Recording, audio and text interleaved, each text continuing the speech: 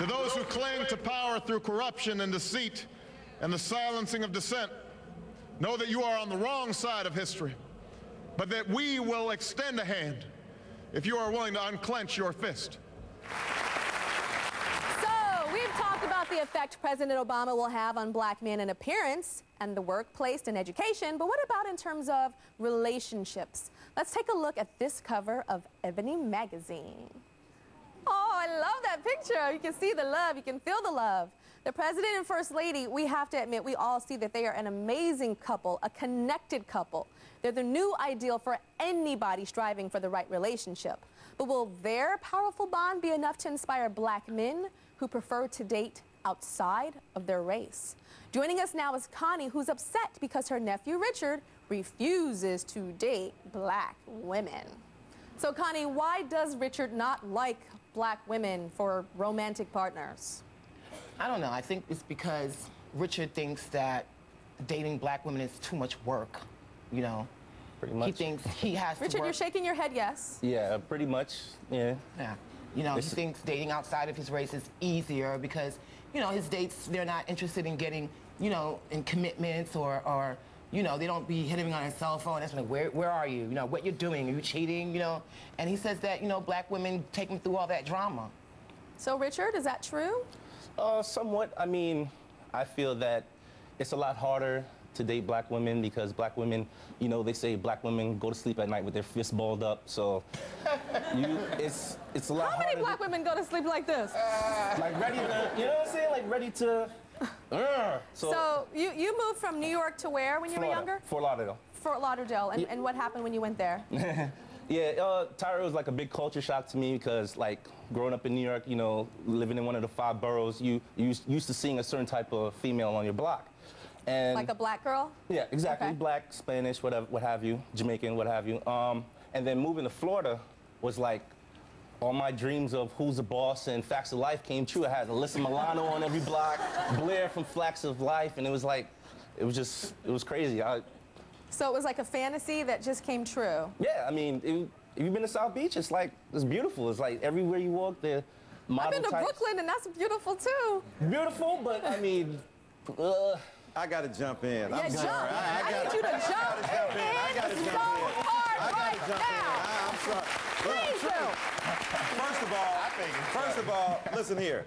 I'm not against anybody having any kind of intimate or erotic bond across many multiple axes of race, class, gender, however, whatever floats your boat, float with it. So obviously we wouldn't have our president if it wasn't for an interracial relationship. That's so let's true. be real about that. But howsoever, as James Brown would say, the notion is in America that white women are placed on a different kind of pedestal of beauty than black women. That's not to diss white women. If you got long flowing locks, if you have a certain kind of nose size and so on. So I'm not dissing that. That's beauty too, but it ain't the only beauty. Black women get short shrift. They get dogged as being too bitter. They get dogged as being too demanding. Here we are talking about a black president who holds us accountable. Sisters hold men accountable. You can't just roll through here and do your thing. But if you, let me tell you something, if you find a sister who with that kind of strength that got the race through slavery, that got the race through Jim Crow, that stood us up when we couldn't stand up, you expect that sister to be strong. Don't be mad when she shows strength now. My point is you ain't made love to nobody unless you made love to a serious, strong black woman who can give out of her own point. Absolutely. I have to ask you, what's your name? Come on up, Joe. You have the sagging pants. Have you made love to a black woman? No, I have not. You haven't made love to a black woman? No. He says he hasn't made love to a black woman. Is he missing something? Oh, Dr. Dyson? brother, you missing the world and the possibility that lives within it. Gonna try it.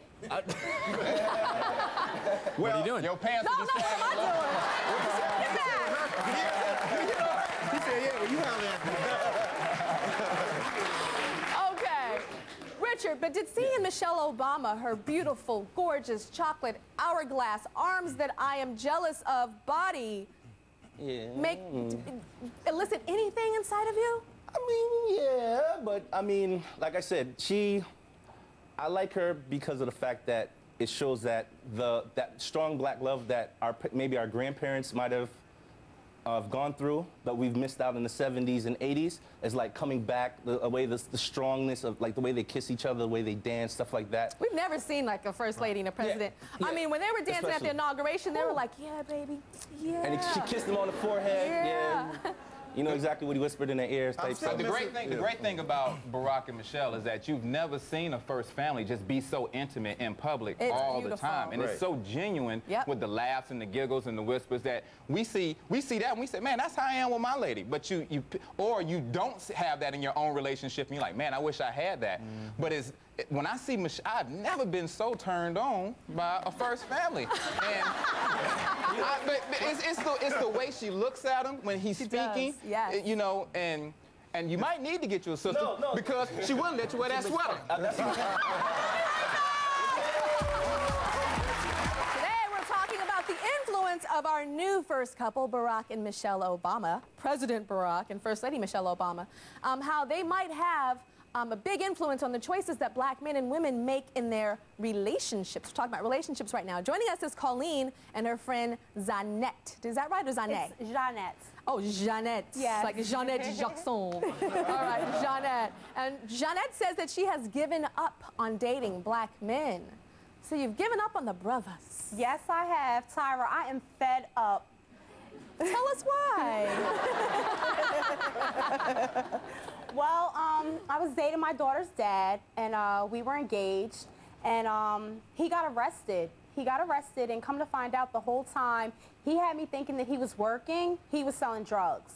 And once he got arrested, it seemed like everything went downhill from there. I just started finding out that he was cheating on me. You know, it was just a mess, and I was left devastated. Okay, so that's that one man. Any other black guys do awful yes, things? Yes, the boyfriend that I had before him actually started dating one of my family members. Yeah. Colleen, what do you... no love right now for the black men. That's just two brothers, though. That's two out of a lot. That's two. Look, I understand the kind of dismay you might feel from another brother or another couple brothers, but there's a world of brothers out there who are doing the right thing, who are looking for a woman who obviously is ebony, ecstasy, and furrowed in coffee flesh like you, who would look forward to some beauty and some power, and who would treat you like a great woman. African-American men who have been raised by their mamas and daddies to treat people with respect can also give you love as well. So I don't think it's color-coded. You just have to keep pushing till you find the right brother who Colleen, understands what do you have to say about Jeanette? Tyra, I love Jeanette, but I feel like she just makes a lot of bad choices. I feel like she lumps all black men into the same category, and she shouldn't. I think she should give black men another chance. I really do. Are you guys friends? Yes, Yeah. we are. So you have your white sister friend telling you that you are treating brothers bad? Shame on you! That's interesting. So you're able to see that they're just bad guys or bad guys like, making bad choices. Yeah. And you can't go through just two. You can't go through two and say I've had them all. And you know. No, but just in general, I've dealt with more than just the two. Those were just the worst experiences. I've dealt with more than just two. Right. Broke down, ain't got no job, car, phone, house. I'm not lying, brother. I've also dated one that cheated on me like crazy. I dated another one that wanted my money. I dated another one that wanted to be a model, and that's the only reason why he wanted to be with me. But it made me push those guys out of my life. Not every black man. Not everyone, just those guys. And you're younger. Look, Barack Obama wasn't the kind of catch that a woman want to have when he was a college student at Occidental. And then at Columbia, he admitted some of the problems he had in terms of drugs and not studying hard. So you could have a future Barack Obama that you can help become the president if you treat him right with love and expect and demand something out of him. You got to find the right brother. And when you find the right brother, you become the good kind of sister. Y'all could hook up together. So tell me, Jeanette, I love saying your name. Thank you, Tyra. When you saw the First Lady and our new president, you know, sworn in, dancing beautifully at that inauguration, did it make you get a little pitter-patter for a black guy at all? Something? Well, it did make me proud of black men, but at the same time, I'm just fed up, you know? So it still made you go, great for you guys, but it's great not for them, me. him being an individual. But overall, black men, I mean, they do it to themselves.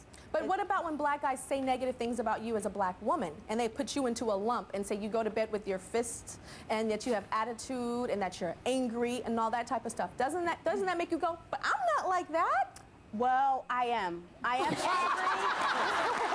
angry.